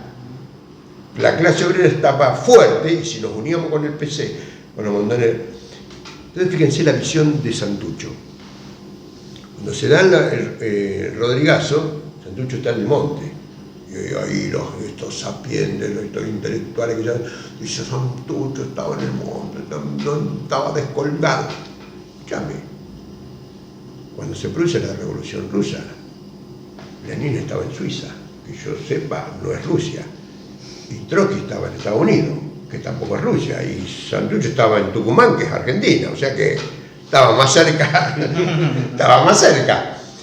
Pero cuando vuelve de Tucumán, que el partido había montado una línea equivocada, pues yo me acuerdo del informe que nos dio Benito Urteaga, dice, bueno, porque la burguesía había hecho un planteo como de apertura democrática. Entonces el comité ejecutivo nuestro resolvió, dice, todos los partidos entran en el juego democrático y los que nos mantenemos firmes en la revolución somos nosotros. Viene Santucho y dice, no, error. Si la burguesía hace concesiones democráticas, las tenemos que empujar lo más que podamos, porque nos favorece a nosotros. El Partido Comunista planteaba la renuncia de Isabel y un gobierno de amplia coalición democrática. Un desastre. Montonero planteaba la renuncia de Isabel y elección en 60 días. Y nosotros, una asamblea constituyente libre soberana. ¿Por qué dijo Santucho? No dijo que porquería la consigna del PC o que limitada la consigna de Montonero. Lo dijo, las tres están en el plano de la lucha democrática. Abrazó todo. Vamos para allá. Bueno, eso la izquierda argentina no lo aprende. Y vos decís, bueno, pero eso fue la enseñanza. Bueno, pero volviendo a lo que estaba diciendo, nuestra debilidad, ese intento del PRT de Santucho de unificar la lucha democrática con la lucha reivindicativa, de ampliar la movilización de masas, de rodear, que la clase obrera no estuviera sola, sino que acaudillara los sectores intermedios, no lo logramos. Y esa fue la fortaleza de la dictadura y la debilidad nuestra. Porque podían instalar el gobierno de la dictadura, pero si vos de entrada le haces una huelga general, le ganás la calle, ya la pelea es distinta. La rebelión. La rebelión también fue obrera y popular, porque había de todo en la rebelión. Vos eras chico. Yo tengo 32 años. Ah, sos medio viejón. Mi hijo más chico tiene 31. O sea que más o menos te acordás de la rebelión. Más o menos sí. Bueno, había de todo. Es decir, que la rebelión fue obrera y popular, como el cordobazo, pero con una diferencia fundamental. La clase obrera no actuó con clase. Los obreros que había ahí estaban como individuos. Entonces fue la multitud, no fue la clase obrera y el pueblo. Entonces la rebelión derrotó al neoliberalismo, pero proyectó el kirchnerismo. Más allá de la valoración que uno tenga del kirchnerismo, fue una propuesta capitalista y no revolucionaria como el cordobazo.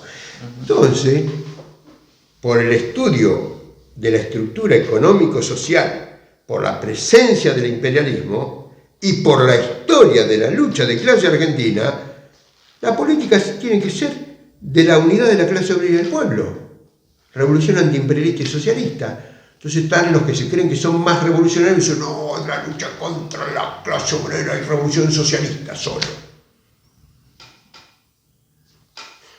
Es los mariscales de la derrota. Esa línea es la que logró la maniobra de la burguesía con el gran acuerdo nacional, que no logró derrotar a la clase obrera, pero le sustrajo a su aliado estratégico, que fue la pequeña burguesía, durante el gobierno peronista. Y el imperialismo, que lo dejamos ahí, como parte de la conciencia es que el pueblo tome conciencia. Pero en alguna medida algo me parece que hay esto de que saben de que, o les pregunto en realidad, ¿asocia la gente la inflación con la deuda externa? Te soy sincero, de lo mucho que hablo con bastante gente por afuera, no. Todo lo contrario. Pero hay una cosa, estamos para la mierda, y hay que asumirlo. Pero si tuviésemos fuerza militante, porque la gente no le gusta apostar a perdedor. Si a vos te ven que tenés fuerza, pues ya, ¿y esto cómo? ¿Y este de dónde viene? Es lo mismo que una pelea barrio contra barrio. Vos te mojan la oreja, te escupen, todo. Pero si vos haces la pata ancha, debes decir, ¿para qué todos hacen la pata ancha? ¿Me explico lo que quiero decir? Sí, perfecto. Es el partido. Partido de la clase obrera, no partido clasista. Ahí tengo partido de la clase obrera, socialista. O sea, ¿por qué? Porque queremos el socialismo. No queremos hacer una sociedad clasista, queremos hacer una sociedad socialista. Un gusto escucharte todo este tiempo y en verdad fue un viaje en el tiempo, ¿no? Fue un verdadero viaje en el tiempo y con los humos del Ezeiza, los cánticos de Devoto. Para terminar, ¿qué le querrías decir a las compañeras y compañeros? Obviamente dijiste mucho de lo que pensás que hay que hacer. Hoy, trabajadores organizados en fábricas, que están bajo el yugo de la burocracia sindical en la mayoría de los lugares, ¿no? Algunas experiencias de lucha antiburocrática, pequeños espacios. ¿Cuál es el camino que tenemos que hacer para lograr la unidad? Es medio difícil hacer una respuesta para todo el pueblo argentino, pero yo, por ejemplo, a la militancia le diría que estudien la historia argentina, pero no como la escuela, que la estudien para sacar enseñanza para la lucha. Y hay enorme enseñanza. Yo me he dedicado toda la vida a rescatar esta historia de lucha. Tenemos un montón de libros publicados con la historia del PRT. 10 libros sacamos de la historia Documentos, del PRT. sí, lo he visto, tus recopilaciones de documentos. Y hay 4 libros que escribí yo también, porque uno va aprendiendo. Un libro sobre el Che Guevara. Por ejemplo, en la intelectualidad, yo no sé si ya lo dije, pero la intelectualidad desconoce al Che Guevara. No conoce, ¿no? Y hablan sin leerlo. El Che Guevara, cuando fue ministro de Industrias, llevó adelante la polémica económica, social, más importante en la historia del socialismo en la humanidad. La fogoneó el Che Guevara. Participaron Ernest Mandel, el dirigente de la Cuarta Internacional, apoyando al Che. Participó Charles Bettelheim, que era el economista del Partido Comunista Francés, en contra de la posición del Che, pero el Che le decía, vamos, vení, vamos a discutir. Participaron como 10 economistas cubanos, 4 o 5 de un lado, 4 o 5 del otro. Es una polémica, vuelvo a decir, del más alto nivel del debate teórico del periodo de transición del capitalismo al socialismo. El Che, no digo que fuera el que más sabía, porque estos dos eran más intelectuales. Calculá que el Che andaba en la montaña peleando y tirando tiros, pero estaba a la altura y fogoneó ese debate. Entonces, no, el Che Guevara no tiró a tiro. No, pará, tenemos que recuperar la historia de lucha, tanto práctica como la lucha teórica. Hay pila de elementos en la historia de lucha de América Latina y de la Argentina que nos tiene que armar. Después, por ejemplo, hay que romper con todo lo que nos divide, con los partidos que nos dividen, con las concepciones sociales que nos dividen. En la clase obrera hay blanco, negro, amarillo, verde. Todas las etnias que existen están en la clase obrera, hay de todo. ¿Pero qué los une? Que son obreros explotados por el capital. En el pueblo argentino hay de todo. ¿Qué los une? Que son un pueblo oprimido por el imperialismo y hecho mierda por la inflación y todo esto. Entonces, sí, yo soy gay, el otro es lesbiano y el otro es LTGB, lo que sea, pero somos todos explotados y oprimidos. ¿Por qué vamos a estar? Son reivindicaciones particulares que tenemos que levantar porque existen, son reales, pero son parciales. Tenemos que levantar lo que nos une, que es la explotación y la dependencia, y dentro de esa lucha levantar el problema étnico, el problema de género, los problemas, distintos tipos, el problema de la preservación del medio ambiente, que es un tema central y que los marxistas no podemos estar ajenos a eso. Y si uno lee El Capital, yo no soy un estudioso, pero no sé cómo lo encontré, el último párrafo del capítulo 13 del Capital, el último, así que hay que leer 4 renglones, dice: el capitalismo destruye las 2 fuentes de riqueza, al trabajador y a la naturaleza. Mirá si Marx tenía claro el problema de la ecología y el medio ambiente. Entonces, ese es el programa de lucha nuestro, la unidad de clases, la unidad como pueblo y la incorporación de todas las reivindicaciones parciales. Pero necesitamos un partido de la clase obrera, no sectario, amplio, y además que tenemos que reflexionar acerca de esto. El partido de Lenin, ¿en qué año formó Lenin el partido? 1903, el famoso debate del artículo 1 de los estatutos. ¿Quién era miembro del partido? Bueno, el capitalismo en Rusia estaba iniciándose. Eran campesinos que venían a la ciudad, era más campesino que obrero. No había pasado el toyotismo, que es una técnica de aumentar el rendimiento de la producción. No había pasado, menos había pasado el fordismo. Más posterior el toyotismo, ahora está todo esto de la inteligencia artificial, la tecnología 5G. Yo digo,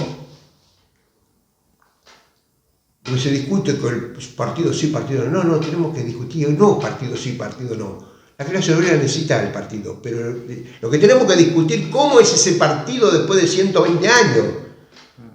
Porque la clase obrera se organiza de acuerdo a cómo te organiza la patronal para producir. Así se ha organizado siempre la clase obrera. Si hoy la organización capitalista para explotar al trabajador es distinta que hace 120 años, tenemos que tomarlo. Nosotros cuando salíamos a la calle con propulsora, era un ejército. Pero no porque nosotros instruimos a nuestro compañero militarmente, es porque la patronal organizaba, en el Fordismo, te organizaba como un ejército con escuadra, en el ejército se llama escuadra, sección o pelotón en el ejército, compañía, se llama departamento, o sea que la burguesía te organiza para producir de alguna manera, y bueno, hay que aprovechar, por ejemplo, los círculos de calidad total, que son para chuparte las ideas de los obreros. Bueno, nosotros que no vamos a hacer trabajo en equipo. No vamos a hacer trabajo en equipo. ¿Qué tenemos? ¿La burocracia sindical o el círculo de revolución total en vez de calidad total? Bueno, eso es lo que yo le digo. Hay que tomar de la historia, hay que venir al presente, hay que romper con todo lo que nos divida. Si nos divide, viene del enemigo. Eso hay que tenerlo claro. Yo tengo un hijo que tiene tu edad, no es muy político, pero él aprendió una cosa: si los norteamericanos están de un lado, los que están del otro lado tienen razón. Eso me lo dijo ahora. Y lo mismo pasa con si Macri, los burgueses están de allá, nosotros tenemos que estar en contra. Es así de claro, porque así como ellos simplifican, nosotros también tenemos que simplificar la política de la clase obrera, para que no entienda la gente. Y cuando tengamos fuerza, la fuerza llama a más fuerza. Pero bueno, tenemos que empezar. Muchas gracias, Daniel. Muchísimas gracias. No, gracias a ustedes, gracias a ustedes. Muchas gracias, nos seguimos viendo en la luz.